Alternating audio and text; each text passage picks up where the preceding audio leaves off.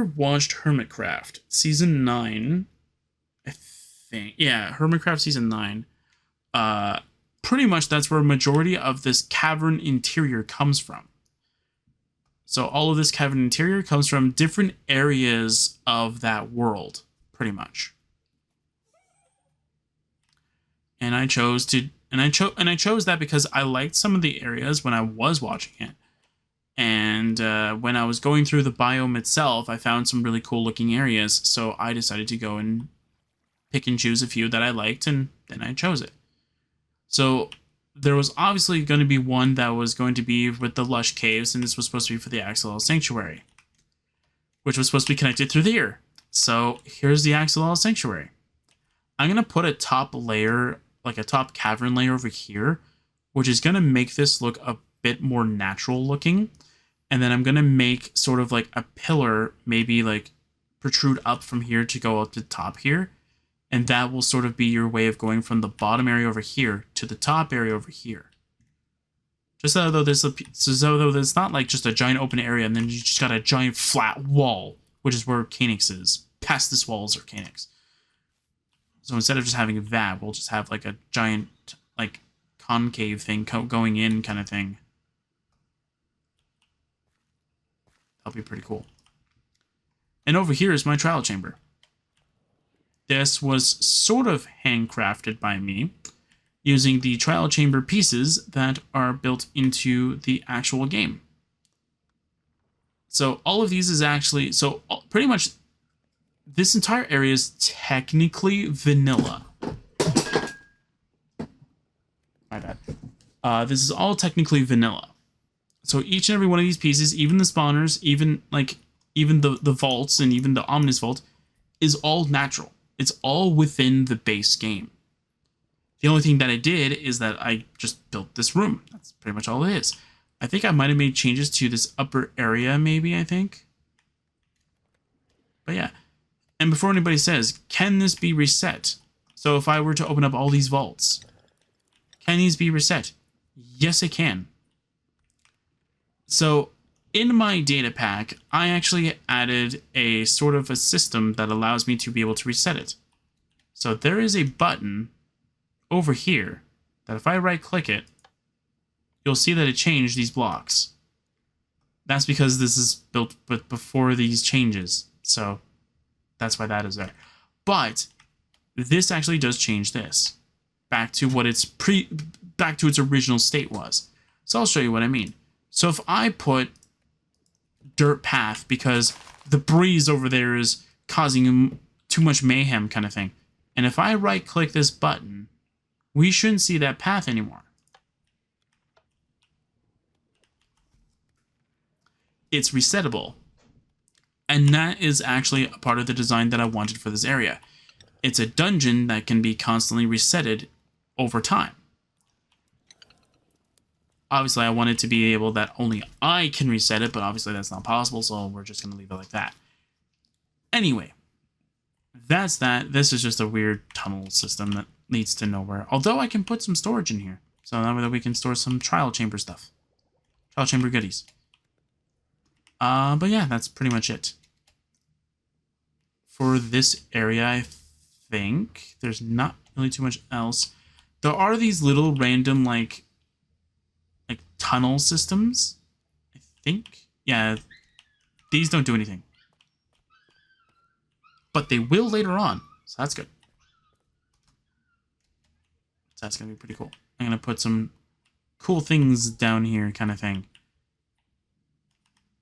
I like the tunnel system. I like the block palette. I like the random one I chose.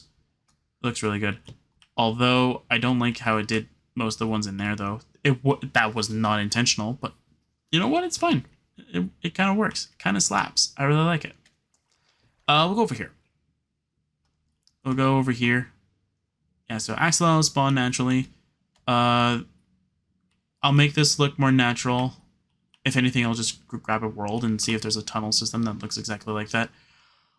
Although I will be copying that tunnel so I can actually get the proper dimensions and stuff like that. But the idea is very simple. It's supposed to be like a natural tunnel system that allows you to go down and loop around over there kind of thing. So we get to the Dripstone Cave. This might be a little bit, I think, more recognizable if you've seen some of the videos. I can't remember whose area it was, so I apologize for that. But yeah, this might look a bit more like recognizable because it was pretty much a big focal point for their videos kind of thing. And then over here is where I said that tunnel actually leads you to the underground area. So yeah. So this actually doesn't do anything, unfortunately. I don't know what I want to do with this area yet. But what it was supposed to be was like, if you go in here, this was supposed to be where the glow squids were supposed to spawn. I can't get them to spawn because apparently sea level doesn't really work for flat worlds. So I have to sort of make this spawn as a flat world and then change its parameters so that it doesn't continue acting like it. Yeah. And then one thing I got to do is I want to make sure that this appears more flowing instead of like the bowl shape that it technically is. But yeah, it's got to be more flowing down over here. I don't know. And then over here, I got to make sure that this staircase actually does fit better. But yeah, and then obviously there's some pillars in here that are not polished basalt. But you know what? Still on my to-do list. But these are actually meant to be dripstone. Because these are meant to be dripstone caves. So yeah. Over here, is it this bottom area? No, it's not this bottom area. It's above. So it's above over here. Yeah, this can be a pillar too. If we go to over here, which I originally made when I was tiny, but then I changed it when I was bigger. This is just another cavern system, which can loop around. Yeah, so it does loop around, so we can go over here and then go up over here, and then it's over here, then we can go up here, and then this will lead you to a new area I created, which is my this is my dripstone water farm, and this is obviously where you have it stored, which apparently you can actually access, which I probably should patch that out. Anyway, so I'll go over here so you can see like this is where we were. So you can tell like when the cave starts and when the building ends kind of thing. And that's kind of what I want to do for each and every way. But yeah, so over here, if we go over here, we are actually going to be in my new alchemy room, which I got to say looks amazing. I think I outdid myself here. So I was looking on pretty much mostly every website. I was looking at everything, trying to take inspiration, and nobody had a cool looking area that I actually liked. And nobody had anything that looked very looked really good. Like looked like something that would go, wow, I want to add it to my base. Like nobody had cool looking furniture, cool looking like different storage options. As you can see, like I chose my new barrel array. I like it. I like the look of it. And obviously like the bookshelves and stuff like that. Like I like this. That's just for light, by the way. Or that's just because like lava looks cool. And I can also make it be for light too. But yeah. That's just because lava looks really cool and I like the coloring of it. Looks really nice. And here's where all my nether wart would be in. Stuff like that. And here's where all my potion ingredients are. And then here's where you would have a nether portal, which would lead you to the nether. Which obviously I don't have anymore. Or I don't have it enabled. For obvious reasons. And here's where milk is. So you can get rid of potion effects. Yeah, and over here is another axolotl area.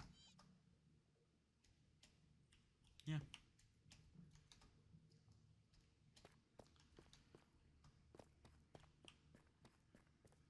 And that's pretty much all of like this area.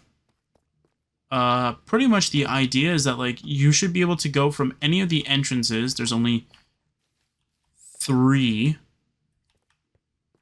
1, 2, 3, 4. Sorry, there's 4. Yeah, there's 4 entrances. So it doesn't matter which of the 4 entrances you go to. You should be able to go to any which area.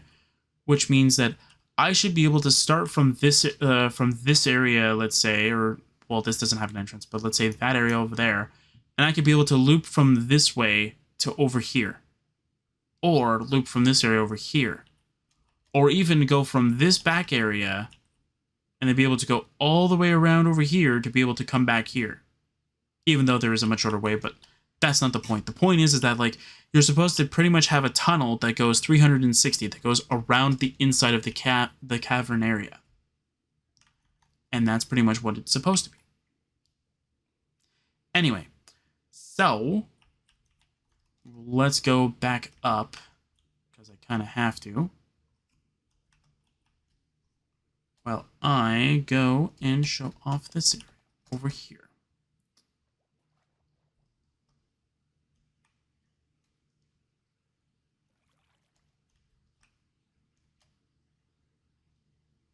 And when I do the channel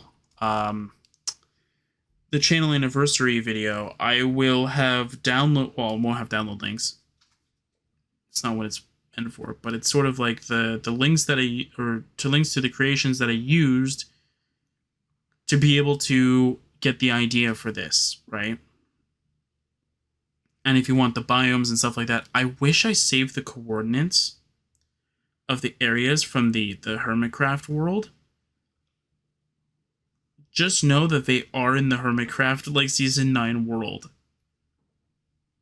I kind of wish I kept this sort of like the coordinates of each area so I can properly show it off. But yeah, and that's just for random. This is random stuff. Probably because, like, I was testing the trial chamber, and then over here was supposed to. This was supposed to do something, and then I completely changed my mind on it.